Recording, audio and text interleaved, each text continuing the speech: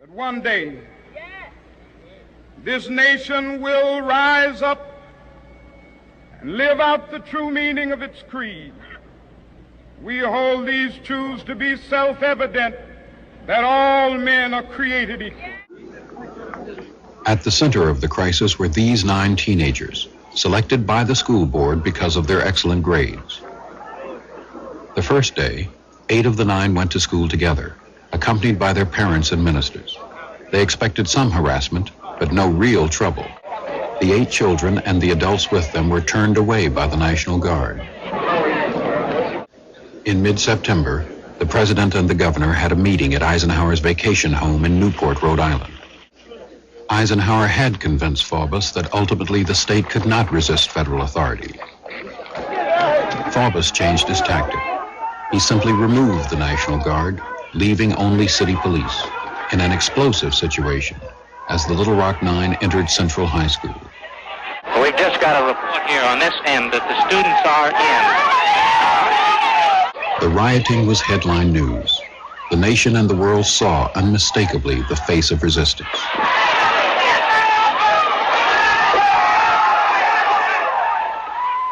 Finally, President Eisenhower realized he had to act, and he did quickly. That night, he sent in the paratroopers of the 101st Airborne Division. 13 when Brown passed, and then 15 when we started the school desegregation in 1957. Very definitely so, very definitely so. There was a great deal of expectation and hope expressed, because now, and it had been centuries before such a thing had happened, well, I think such a thing had never happened, that the law was now on our side. Right. The law had said it is no longer constitutional to discriminate. That was revelation. A muted celebration, and I think that sense of hopefulness pervaded the community where I lived. Right. From the person who lived on the street to the person who was an accomplished professional, I think there was this tie that bound them together, that we as a people will now have a chance, whereas before, the law said you really don't have a chance.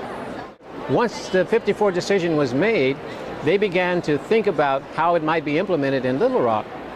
It took them a few years to get it all done, but interestingly enough, I think it was an instance of the board members of that time. Here were a cadre of people who thought significantly different from most of their peers, and they happened to come together. There was this confluence of like-minded people who got the ball rolling. Now, unfortunately, once their decision was made public, they lost favor. And as a consequence, they literally fell apart. But they couldn't take it back at that point. And now the politicos get involved, especially the governor. He was quite a fellow. And you know, interestingly enough, Orville Faubus, the governor, was not originally an avowed segregationist. But he saw the handwriting on the wall. If he were to be governor of Arkansas and maintain that position, he not only had to be segregationist, he had to be one of the more extreme segregationists. And so he became that. The National Guard have been and are now being mobilized with the mission to maintain or restore the peace and good order of this community. Your actions were such that we could have all been killed. What were you thinking? He said, well, you know, I had to do that, otherwise I would not have been reelected. So that was his whole ploy, that was his position. He was, quote, forced to do things to maintain his public office. And I said to him, you know, you had an opportunity to leave quite a different legacy, and I think you would have been more proud of it. He didn't buy it. The school board sent members or representatives to the all-black schools, Horace Mann High, Dunbar Middle School, there were just 2. They talked about this plan. September 57, Central High School will be desegregated. Well, we need students. How many of you are willing to join?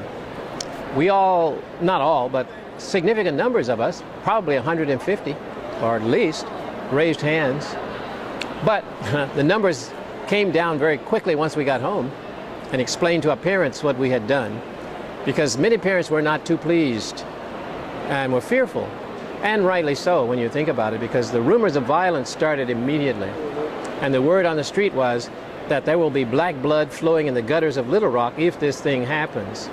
So most of the parents said no. But the parents of the 9 of us were willing. And how they arrived at that decision is still a mystery to all of us because none of them really spoke about it directly. The 9th student, Elizabeth Eckford, had missed the call to gather with the others before school. Elizabeth Eckford walked alone and met a mob. The very first day, Elizabeth came by herself. I came shortly afterwards by myself. And then a group of 7 students, including Jane, came with a group of ministers. They came en masse. We never got close to the school that day. There was no way because the National Guard was there. We couldn't even get on the grounds. We all had to go home. It took probably 3 weeks. An extreme situation has been created in Little Rock. This challenge must be met, and with such measures as will preserve to the people as a whole their lawfully protected rights. If resistance to the federal court order ceases at once, the further presence of federal troops will be unnecessary, and a blot upon the fair name and high honor of our nation in the world will be removed. Mob rule can not be allowed to override the decisions of our courts. And only then, because the Army was now in place. The National Guard was gone, and the Army was there. The 101st Airborne escorted us to class. And they remained for probably 5 to 6 weeks. And here's a twist. At the end of their time there, they were replaced by the now newly federalized Arkansas State National Guard. So the same guys who kept us out now have the charge of protecting us now that we're in. Now some of the 9 will say, we got hit more than we needed to because they intervened slowly. I don't know that that's true. But for me, I would often run, so I didn't catch many blows anyway. I had an ongoing relationship with fear, for one thing. Yep. I'd never been that afraid in my life. I mean, I went to school fearful and I remained fearful all day. I went home with fear. But after a time, I figured out that if I'm going to survive this thing, I'd better make some real acquaintanceship with fear. So I began the process of owning it. So once I owned the fear, it dissipated a little bit. I was able to go where I wanted to go with the fear, so I developed a mantra: fear will not interfere with goal-directed behavior. That worked. Within the school, there was some, not a lot, because within the school, the social pressure was so great on the administrators, the teachers, and the students to stay away from us. And if they got too close to us, they were branded nigger lovers, and they caught as much hell as we did. You know, the old doctrine of separate but equal was erroneous because it was always separate, and therein lies the problem. Always separate, but never equal. And so once we got to Central, there was no question that we were not going to be considered equal. No way on earth. I mean, it was a forced issue as far as the school was concerned. Most of the people there didn't want to do it. They said, look, I know the law has changed, but we don't support that. We would prefer business as usual. But Little Rock seems to capture the imagination in a different way, and I'm not quite sure why. But Minnie Jean, one of our group, says it's because there were so many elements in the story. That's Little Rock talks about state versus federal government in terms of power and control. It speaks about long-standing ways of living being challenged. It involves kids, it involves parents, it involves people on both sides of that equation, those supportive and those not supportive. And all of those things, I think, gets enough people involved as a group. So the group widens the more things are focused on in that episode. I think for me, it's worth saying that Little Rock proved that if your focus is keen and you have goals you want to accomplish, then you can do it in spite of the opposition, no matter how strenuous that opposition might be.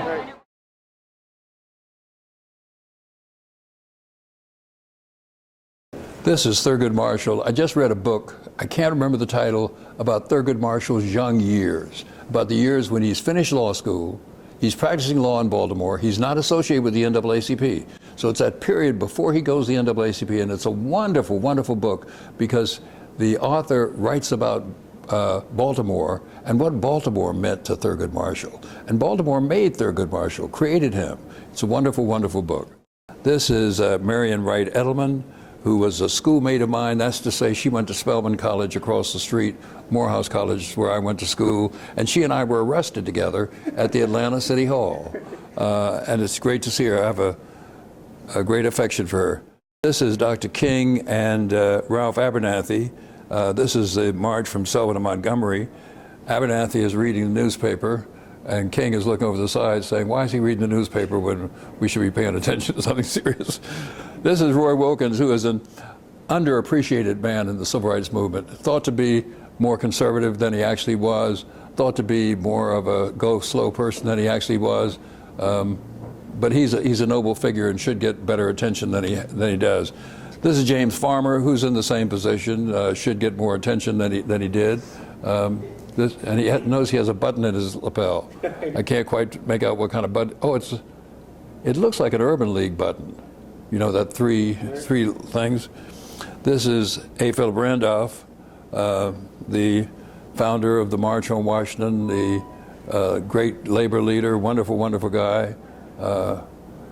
Peculiar guy from Florida with an accent, sounds like he grew up in posh London, but a wonderful, wonderful man.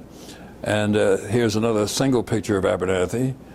Here's Whitney Young. Whitney Young was my neighbor. He and his family lived next door to my family when we lived in Atlanta in faculty housing. I had 2 daughters. I just saw one of his daughters in New York City. He was a great guy. It's E.D. Nixon. This is a younger E.D. Nixon than any picture I've ever seen. This is the man who got Mrs. Parks out of jail. That's what he's best known for. He's the great organizer, a labor union activist in Montgomery, a wonderful, wonderful guy. This is John Lewis, whom I know as the boy from Troy, chairman of the Student Nonviolent Coordinating Committee, great, great friend of mine of many years standing.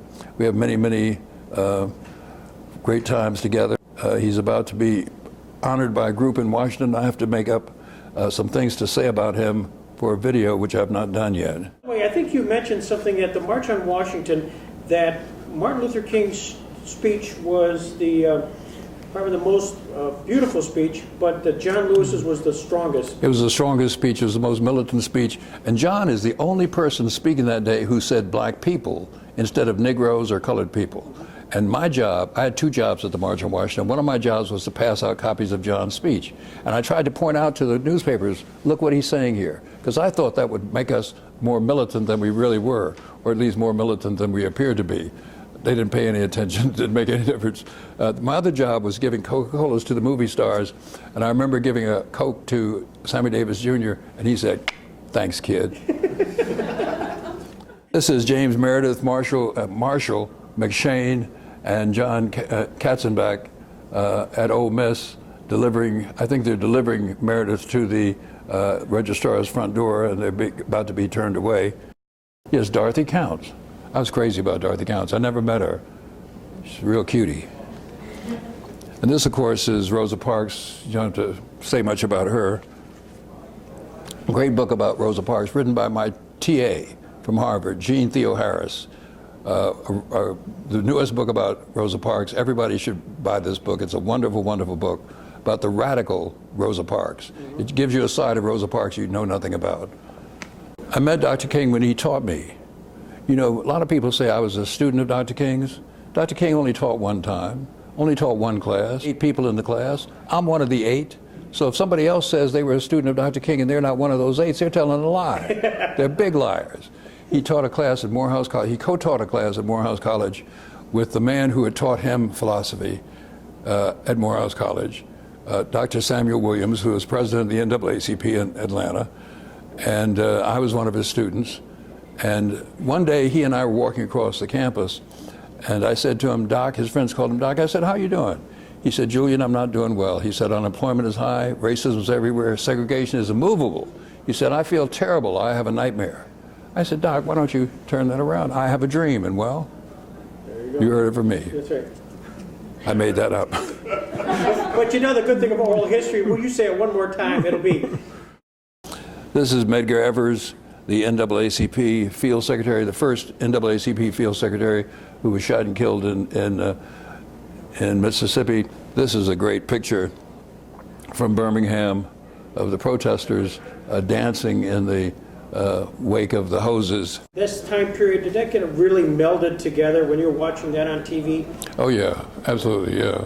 It was. I think it did for the whole country. You know, President Kennedy saw this. He said, "This makes me sick."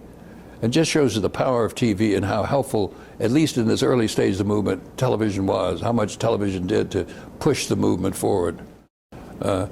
This is Bayard Rustin, who is a great organizer of the March on Washington, a wonderful, wonderful guy. He's becoming more and more well-known than he is before. A book of his letters has just been printed and published, and it's great because he's a man of so many interests. Here. He's into this, he's into this, he's into this, he's into this. He's just a wonderful, wonderful guy. Charles Hamilton Houston, I believe. Yes, it is. The NAACP legal wizard, just a wonderful, wonderful guy. Died too soon, lost too early. Yes, Ella Baker, I was right. Ella Baker, who is just everything to the movement. SNCC's mentor, the mentor to all the people in the Student Nonviolent Coordinating Committee, just a wonderful, wonderful people. Helped Dr. King create the Southern Christian Leadership Conference, helped him establish it, helped him get it going, and was wonderful with SNCC, helped us know which way to go. This is Huey Newton and Bobby Seale. Huey Newton came to Atlanta once when he was head of the Panthers, and my brother and I were tasked with taking him around and showing him where to go. And I wanted so badly to impress him that I got a gun. It looked like a German Luger, but was just a .22. And my brother's driving the car, and I'm sitting over here, and Bobby Seale and his brother are sitting in the back, and the gun is on the seat between us. And I wanted, you know, Bobby to see the gun so he'd know how, and Huey to see the gun, they'd know what great fighters we were. Well, they didn't notice them, and so I began to pick the gun up and say, "Look over there, and look at this, look at this." He still didn't pay attention. This is Dr. Du Bois, who is the towering intellectual figure of the 20th century movement, just an incredible personality, wonderful, wonderful man. As I say, I've got a picture of myself with him, and it's just a treasure to have. And this is the wonderful SNCC Freedom Singers. Actually, it's the Freedom Singers, two of the Freedom Singers, Bernice Johnson and Cordell Reagan. They eventually marry, so she becomes Bernice Reagan. And then on the left-hand side, it's Bob Zellner, and the woman here is Dorothy Miller, who marries Bob Zellner and becomes Dorothy Zellner. And this is not Adolph Rollins, but Avon Rollins from Knoxville, Tennessee. And they're singing. And Cordell had this beautiful, beautiful voice. I always wanted Cordell to sing at my funeral, and the sad story is I had to sing at his. But he was just a wonderful, wonderful singer. This is Bob Moses, the leader of the Mississippi movement for the Student Nonviolent Coordinating Committee, just a wonderful, wonderful guy. You know, he used to talk, when he talked, he'd talk like this, and pretty soon you'd notice everybody in SNCC was doing this. Every single person was doing this. And this is me. This is a terrible picture of me. But I think this is, I'm not really sure where it is. I'd like it to say, let me see.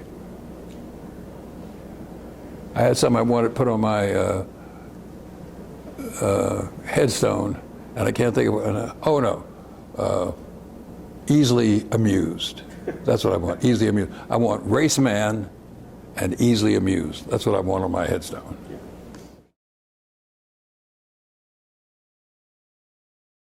The Civil Rights Act, of which Allegheny is celebrating this year, would that have been precipitated at that pace if Kennedy had not been assassinated? If Kennedy had not been assassinated, I don't know if the Civil Rights Act would have passed the next year, would have become the '64 Civil Rights Act as it did in the aftermath of Kennedy's death. I think only Johnson had the moxie, had the ability to put it through Congress. And Johnson was the kind of person who could effectively use Kennedy's death to push it through the Congress, which he did effectively and made it into law. And if there had been no Lyndon Johnson, I don't think there would have been a 64 civil rights bill. At least not in 64, maybe 65, who knows, but not in 64. 1966, Dr. King and you end up being co-petitioners in a Supreme Court matter. How did that happen, and what was that about? This is Bond v. Floyd. I had gotten elected to the legislature, and my colleagues, I got elected to a one-year term because the federal courts had created new districts in Georgia, and I was running in one of these new districts. And we were to have 1 year, the people who won these seats were to have one-year terms and then could run for a two-year term in the legislature. So I was elected to a one-year term, and in the interim, a colleague of mine named Sammy Young from Tuskegee, Alabama, had been shot and killed for trying to use the bathroom in a white-only gas station, shot in the back and killed. Now, he had lost one of his kidneys in the Navy. And the irony of this guy, having lost his kidney in service to his country and not being able to go to the bathroom, was just too much. And so a lot of anti-war sentiment that was bubbling up in the movement came to the surface, and we issued a anti-war statement which would sound like nothing today, but sounded radical then. And my colleagues to be in the legislature opposed the idea of my being seated and issued a petition against me and threw me out. They declared my seat vacant. I ran for the vacancy. I won the vacancy. They threw me out again. But this time I'm going to the Supreme Court, and I finally get to the court, and I'm sitting in the court next to my lawyer's law partner, Victor Rabinowitz, and his partner, Leonard Boudin, is talking to the Attorney General of Georgia is arguing that Georgia had a right to throw me out. And Justice, the one they called Byron White, said to him, he said, "Is this all you have?" He said, "You come all the way up here and this is all you have?" And I said to Rabinowitz, I said, "We're winning, aren't we?" He said, "Yes, you are," and we did, 9-0. So that's how I got out. So your name is there permanently? Forever, yeah. Yes, that's right. Dr. King actually got on the pulpit and spoke in favor of this. And why was he willing to join as the petitioner in that case? I'm just trying to... He was a constituent of mine, okay, and so he had standing in that sense. He was being denied his representation in the legislature because of this, and he was opposed to the war. He was right at the point of edging himself into more and more strong statements against the war, and this was an ideal situation for him. He was committed to it, and it was the right thing for him to do. There's your name by the delegates of Wisconsin put into nomination as a Vice President of the United States. To offer a nomination, the wave of the future. It may be a symbolic nomination tonight, but it may not be symbolic 4 years hence. We offer a nomination with the greatest pleasure, the name of Julian Bond.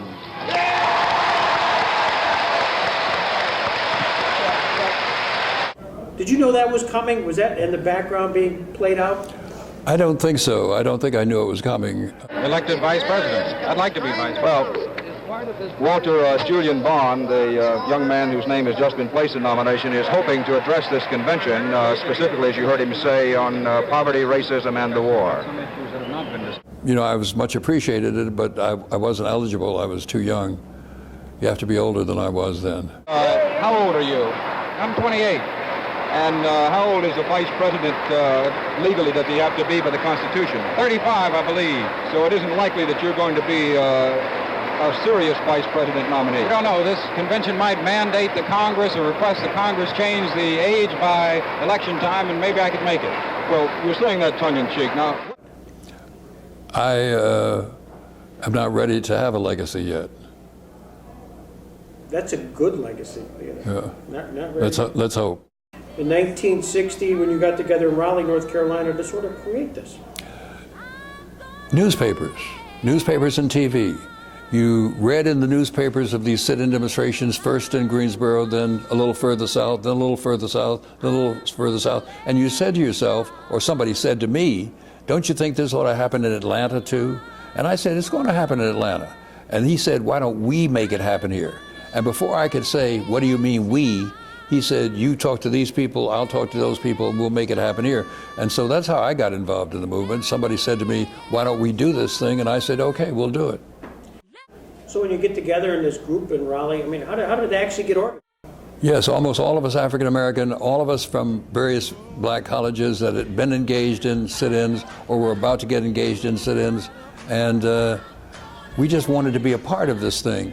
And we had the good sense to know that we had to organize ourselves in some way. And we had good advice from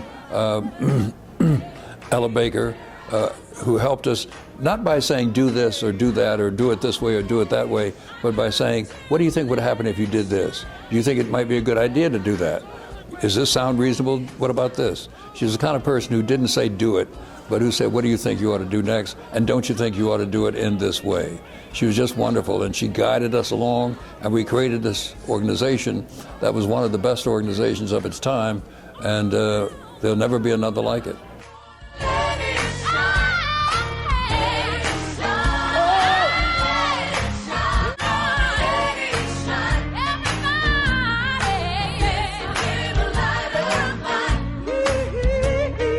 Feel an extra kind of onus that's emblematic of that time period so that no one ever forgets that which occurred during the 50s and 60s to sort of get to maybe some of the freedoms that students take for granted today? I think there's some people who've never remembered them. There's some people who will never remember them today. There's some people who have no idea of what happened then. We Americans aren't good with history. We don't treasure it as much as we ought to. We don't look at it as often as we should. We're not conscious of what happened yesterday or the day before that. So I'm not so confident that people are going to be remembering this years from now. I think some people will always think of these years and these days and these times, but I think some people never will know, never will have any idea of what's happening. It's amazing to me, you know, my students, when I ask them what do they know about the civil rights movement before the class begins, they say there was segregation, it was awful, Martin Luther King came along, he marched, he protested, he was killed, and segregation went away. And that's what they know. And of course that is the story, but it's not the whole story, it's not the real story. It's not the story of all the people who made the movement. And the job we have, who teach history, is to tell people there were lots of people in it, and some of them were just like you. And part of that is a process which, whatever the cause happens to be, is a process they can learn from what you folks, did. Do you find that a challenge in today's? I find it a challenge, and I find it flattering. You know, I met with this group of kids, the Dreamers in Florida, who had occupied the state capitol in Tallahassee over the Stand Your Ground laws, and was lucky enough to be with them on the day they called it off. On the day they said, we've come far enough, we're going to do something else now. And they told me that SNCC was their inspiration. And I thought, wow, that's the nicest thing somebody could say about that, about me. Well, you're our inspiration, and thank you to coming to Allegheny College. My pleasure. This is my 4th trip here. Terrific. Welcome back, and may there be more. Thank you. Thank you.